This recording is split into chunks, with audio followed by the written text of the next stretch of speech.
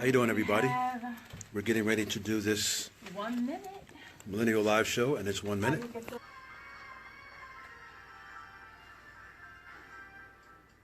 Hey, it's your girl Tia Shashai, the host of Millenial High, where the trend-setting millennial comes for motivation, inspiration, and deep conversation. On today's show, we have Jondhi Harrell. He is the founder and executive director of the Center for Returning Citizens, TCRC, in Philadelphia. We'll discuss mass incarceration, social justice, and most importantly, how we can successfully move ourselves forward and rebuild the Black community.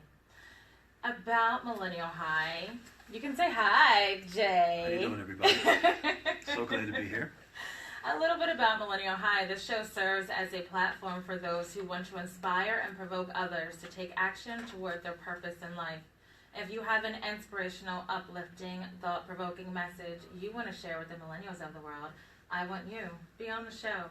Email me at millennialhigh@gmail.com and let's connect. But first, as always, like I like to do, is set the mood for today's show. It is such a huge topic. And I did a lot of research on Jondhi, and I thought of this song. It came to my mind immediately, so I definitely want to play it. I'm sure a lot of you know it. It's called Glory. It's Common and John Legend. All right. We're getting ready to go back live on air. And Jondhi already said it for us. And we're back. You're so effective and punctual. Thank you so much. I don't mean to take over the show. He's me on my own show. I love it. And we are back. If you're just tuning in, you're listening to 106.5 FM in Philadelphia, Millennial High. I'm your host, Tia Shashai, and I have the one, the only, Jondhi Harrell in the studio with me. Jay is the founder and executive director of the Center for Returning Citizens in Philadelphia. TCRC offers comprehensive services for prisoners and the formerly incarcerated people in areas of reentry, pre-entry, and advocacy. He plays a leadership role in numerous organizations, including the Philadelphia Reentry Code, the formerly incarcerated, and Families Working Group of Decarcerate PA. Yes. Awesome. The Coalition Against Mass Incarceration, Behind the Bars, and the Ujima Friends Peace Center. Jondhi is co-founder of the Block Party, which stands for Build, Lobby, Organize Campaign, the movement to forge returning citizens of Philadelphia and Pennsylvania into a cultural, social, political, and economic coalition. As a returning citizen himself, Jondhi is a frequent guest lecturer on the topics of mass incarceration, social injustice, the new Underground Railroad, the rebuilding Black America at universities, colleges, churches, organizations, and community events. Jondhi.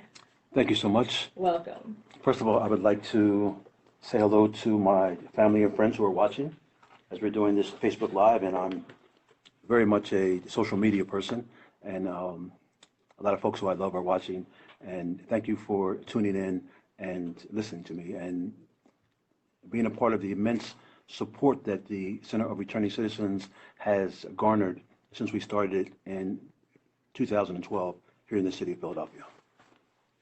So, this is not the first time I sat down and interviewed Jondhi. We spoke in 2015. Yes. I did a radio documentary about just about me, actually, which is, it's like, so, but I had to talk to Jondhi because he played a pivotal part in just how I saw life after being a mother, feeling as though I was tied down, and he gave me really great advice. And it was a really fun interview. It was a windy interview in the park, but I appreciate it, and I listened to it before the show, and I'm like, this was a really great interview with you. So I'm so excited to sit down and talk to you today.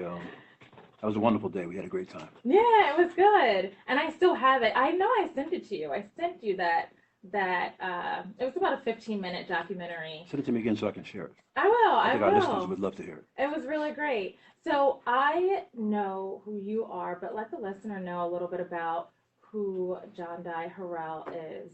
I know you are a returning citizen. Do you want to tell us a little bit about that? Yes, I'm a returning citizen. I came home in September of 2009 after doing 18 years on a 20-year sentence. This was my second federal sentence, so I've done in total 25 years of incarceration in the feds and a year in the county. So I'm a veteran of 26 years of incarceration, and this really has powered the work that I do.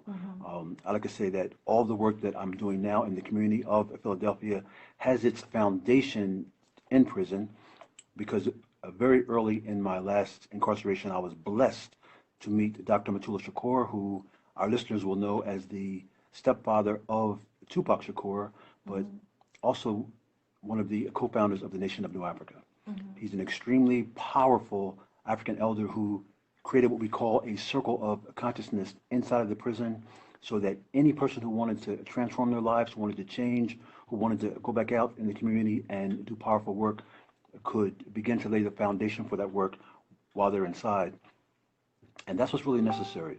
When we talk about how to combat mass incarceration, it actually begins inside of the walls, where those who are striving to live a different life, who have come to the conclusion that the life they are leading is not one that's beneficial for themselves or their family or the community, can begin to put into place a structure that will enable them to change and to move forward. And once they are released, to not only transition, but be successful to atone for the wrong things they've done in the past, and to benefit the community. Because if you sold drugs, if you shot somebody, if you robbed banks, whatever you did, you injured society, and you injured your family and others, especially your own family, because you weren't there fulfilling the responsibility of a father, of a brother, of a son, or a mother, or a wife. You were inside, and someone had to not only look out for you, but look out for your family on the street. And so we need to atone for the things we did in the past and move forward in a very powerful way. And that's what the Center for Returning Citizens is really about. So now I want to go back to this circle of consciousness. Is this what you're trying to do now outside of the walls? Yes, it's the same concept. Inside, we created a circle of consciousness because Dr. Matula Shakur used to say that one of our problems was uneven development. We had persons in our circle who could barely read, who weren't literate, that we had to literally teach how to read in order to bring them to a level where they could really function. We had folks who had some knowledge. We had folks who were smart, intelligent, intellectual, but in the wrong areas. And their moral compass and their ethical guide was skewed. So we had many different levels of attainment, but we had to work to bring together a organized, united plan of action. And it worked behind the wall. It can definitely work outside of the walls. And the philosophy of TCRC Philly is we have to organize and rebuild the Black community and the brown community, and do it in conjunction with people of faith, people of good heart, who really have our best interests in heart and who don't want to run or to co-opt the movement. One of the problems here in Philadelphia and across the country, because I'm in contact with a lot of activists, is well-meaning white people who want to help, but in reality, they want to run things. They want to organize things. They want to be in charge. And they say that they respect the voices of people of color and formerly incarcerated, but when it comes down to decision-making, allocating resources, and directing the work, they really don't want us at the table. They pretend to, but the reality is not that. Why do you think that is? Well, it's all a part of white privilege and white supremacy, which is so insidious that good-hearted white people often don't even realize they're doing it. It's just second nature to them. I can't tell you how many times inside of the TCRC we have welcomed white people into our organization whose agenda is something other than what they said when they came in the door.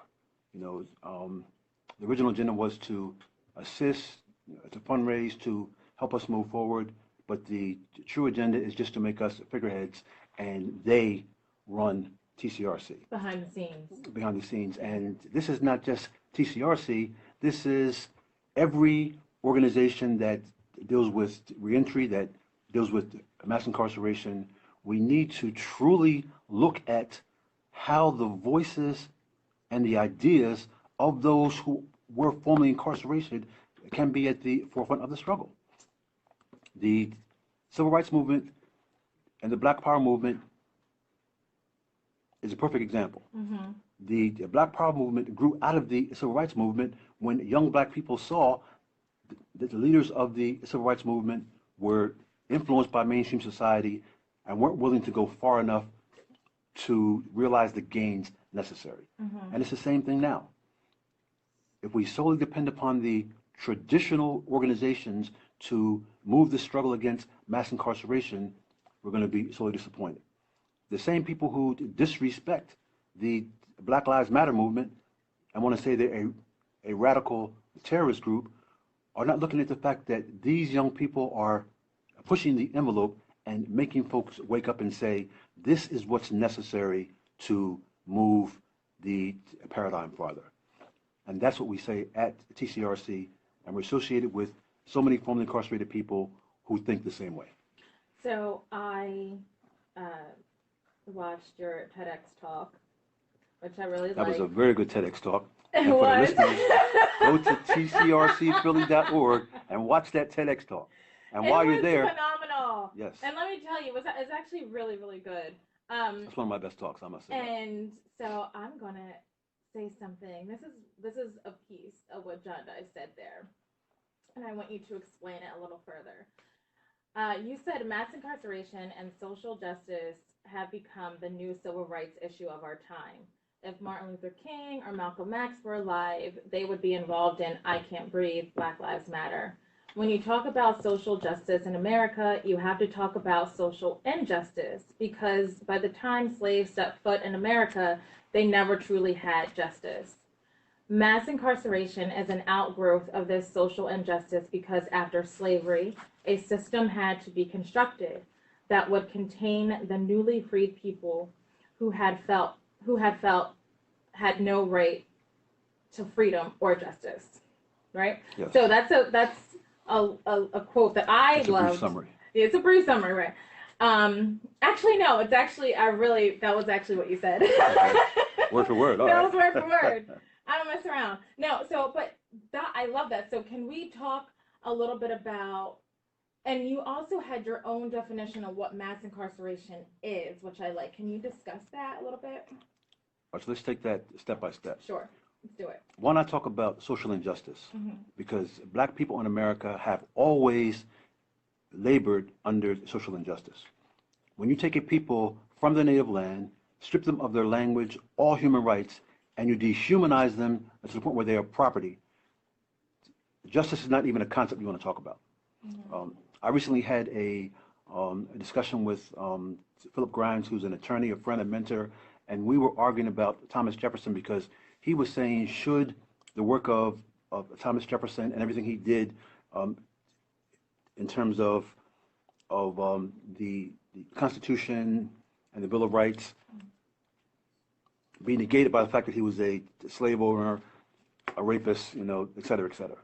And my point of view is that you can't separate what people do and who they are.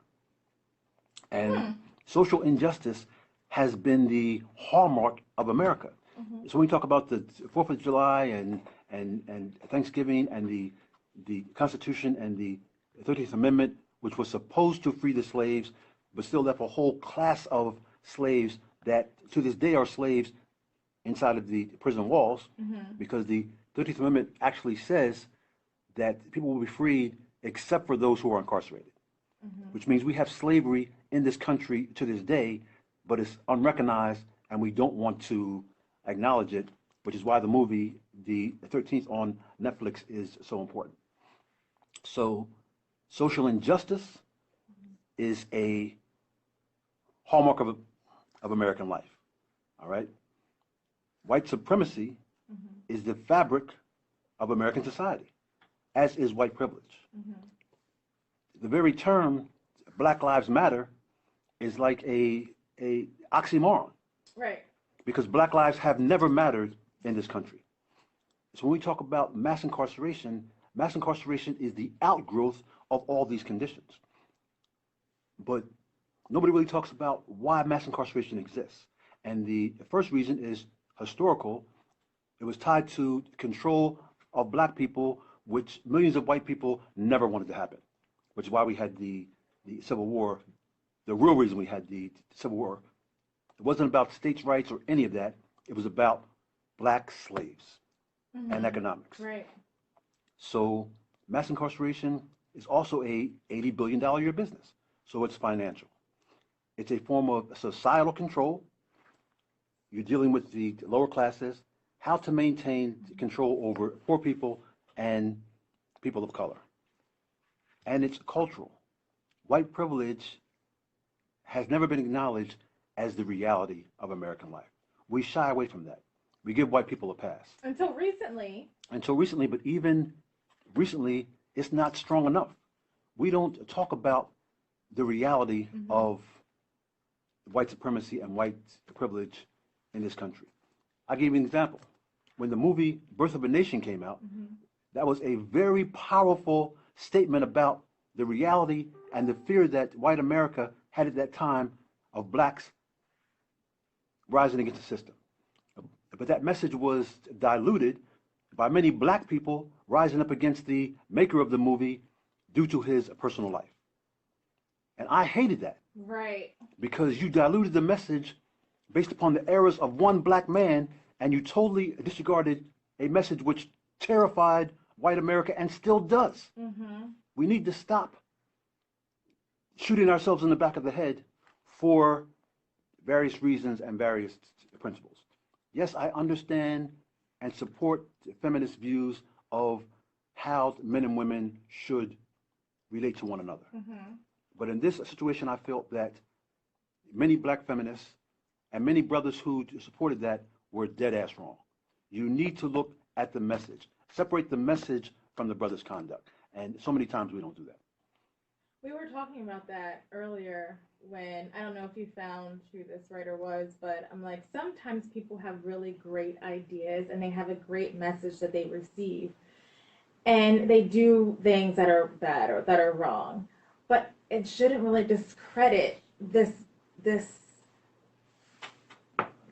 idea. Sometimes it's a really good thing. Yes. Like, I mean, sometimes, and I know that you said it's such like a deep topic when it comes to that, because people feel like, no, they did wrong. They're completely wrong. Everything that comes from them must And that be brother evil. was completely wrong. Make no mistake about that. But not everything that comes from them must be evil. Yes. Is the thing. Because then that's not, because then what that means is, that means that there should be no issue about returning citizens because they did something wrong, so they should forever be labeled as doing something wrong, and everything that grows from them now, all the fruits of their labor, are inherently evil now. Yes. That's what that has to mean. What we're saying is but there's no that's redemption. Not the truth. Exactly, that there's no redemption, and that is not how things should be. So what are you doing about it at TCRC? So I know you do a lot. I always see you on social media. You're at this event, you're at that event. We're social media maven. Yeah. I must admit that. In fact, one of my, I got a lot of mentors, and I say that, if you're really trying to improve and to raise your level of leadership and your personality and your character, you need people around you who will challenge your leadership and who will push you to higher levels. And William Cobb is one of my mentors. And he often says, Jondhi, you need to focus on one or two things and stop doing so many things. But my problem is this. Mass incarceration exists on so many levels. And when folks see us on social media doing 6 or 7 things, they may think that they aren't focused. But we are focused. We just have such a tremendous organization and so many volunteers behind the scenes who are working on our after-school program, who are working on advocacy. This Thursday, we're going to be at City Hall doing a press conference along with Philly 350 because there's a natural gas plant in our neighborhood that's going to poison our kids for the next 10 to 12 decades if we allow it to be built. And we're involved in that. So we're only involved in the things that are necessary, but there are many things that are necessary. You know, so we're able to organize our time. We have some wonderful collaborators. So when you go on to Facebook or Instagram or to Twitter and you see us involved in 10 different things, don't think that we are diffusing our energy. We're collaborating with some very dynamic people, which allows us to address the issues that are real in our community. Absolutely. I just wanted to say something. You said you like to surround yourself with people who challenge your leadership, but not necessarily want to take it over, right?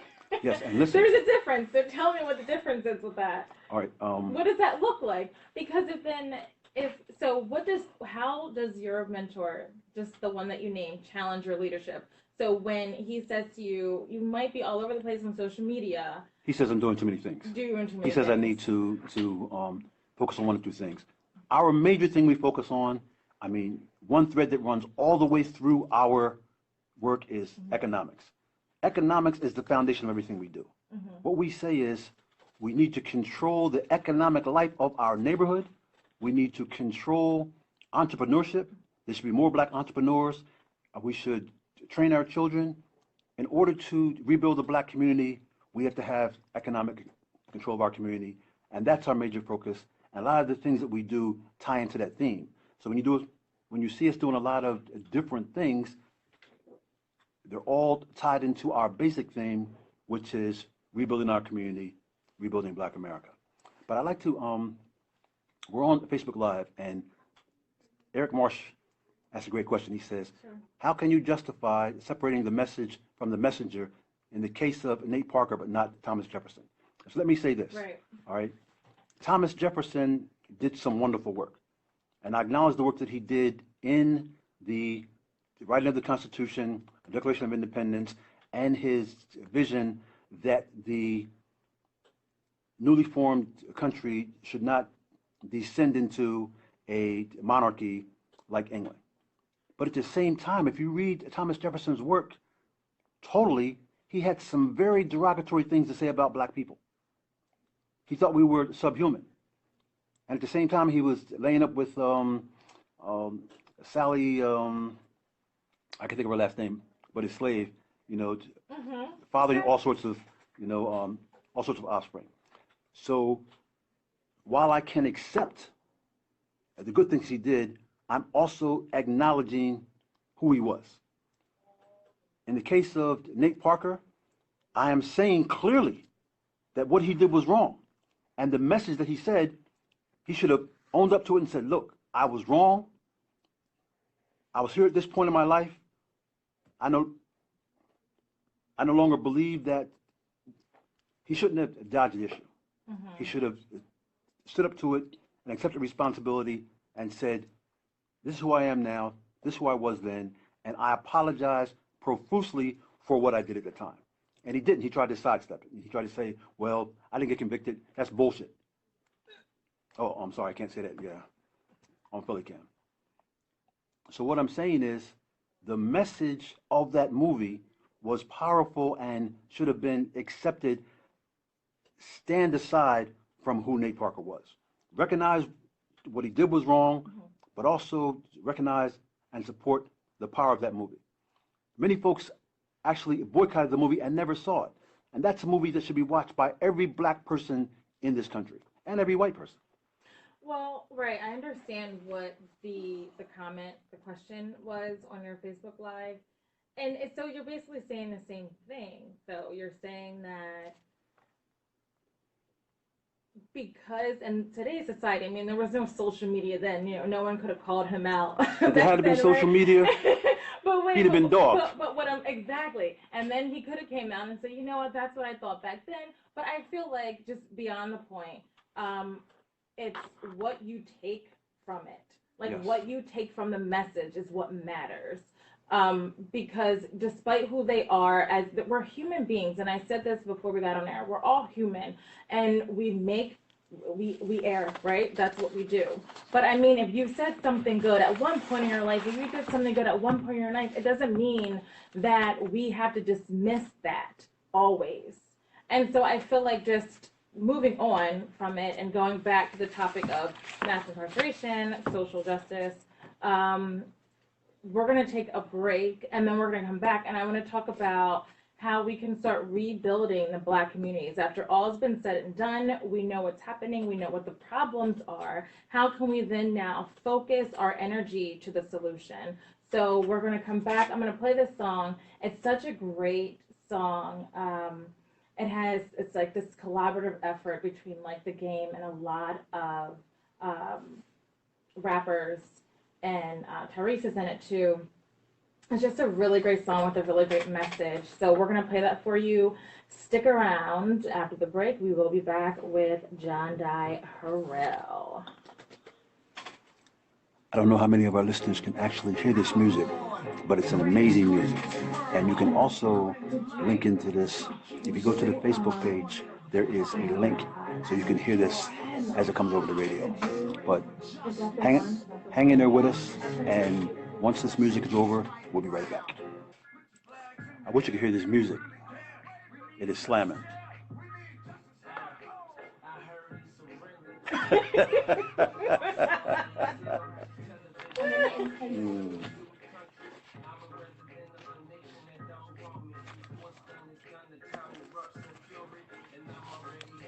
My grandkids are working on my dancing. Next time we're live, I'm gonna do a little something for y'all. And we are back. We're back. Listening to 106.5 FM in Philadelphia. I'm your host, Tia Shashai. I have Jondhi Harrell in the studio. We are having a really fun, passionate conversation. I just want to thank everyone who's listening, who's tuned in on his Facebook. We're getting messages, and it's been really fun and active here. That was a song called Don't Shoot, what you just heard, and it's the Game featuring Rick Ross, 2 Chainz, Diddy, Fabulous Wale, DJ Khaled, Swiss Beats, Yo Gotti. I mean, there were so many in this song. I love it so much, and I wanted to play it for you. It was 5 minutes, but I thought, like, it fits in with this topic, right? So, Ricky, I was so close not to say it. The reason Tia calls me Ricky is because that's my family nickname. Now everybody in the world knows that's my family nickname. I was so and I'm going to say, close. if any community activist in the next meeting call me Ricky, I'm going to get a case. There's even a little sign here that I made for her that says, call me Jondhi, don't call me Ricky. He wrote this note for me, and I wrote it for myself. But I was so close. I was almost at the end of the show. That's all right. So anyway. My secret is out. That's my family nickname. That's why I was for 15 years, Ricky. You know? Yeah. So let's talk about the solution. So the first half of the show, we were talking about the problem with how mass incarceration, how it's an $80 billion a year business. It is a business, right? Yes. Basically is a business. About social justice, and you can't talk about that without talking about social injustice. But now I want to talk about the solution. You know, what are the solutions? So one of the main solutions in order to combat mass incarceration, and this is a topic that I go across the state and other states and cities and talk about. It's one thing to talk about mass incarceration as a problem. And we're always talking about problems. But what TCRC seeks to do is identify solutions. So one of the first solutions is identifying and training leaders from the ranks of the formerly incarcerated. You have to support the concept of those who bleed must lead. And we have bled. We have literally spent years incarcerated in cells across this country, and our experience, our knowledge, our ideas, our solutions must be valued. Another one of my mentors, Glenn Martin, always says that those who are closest to the problems have the solutions. And that's the reality. And for those of you who are not familiar with Glenn Martin and Just Leadership, Google it. Just Leadership, USA is the premier organization in this nation that is promoting the leadership of formerly incarcerated people. And I'm very proud to be a Just Leadership Fellow for 2016. And in the city of Philadelphia, I'm surrounded by Just Leadership people who are in the forefront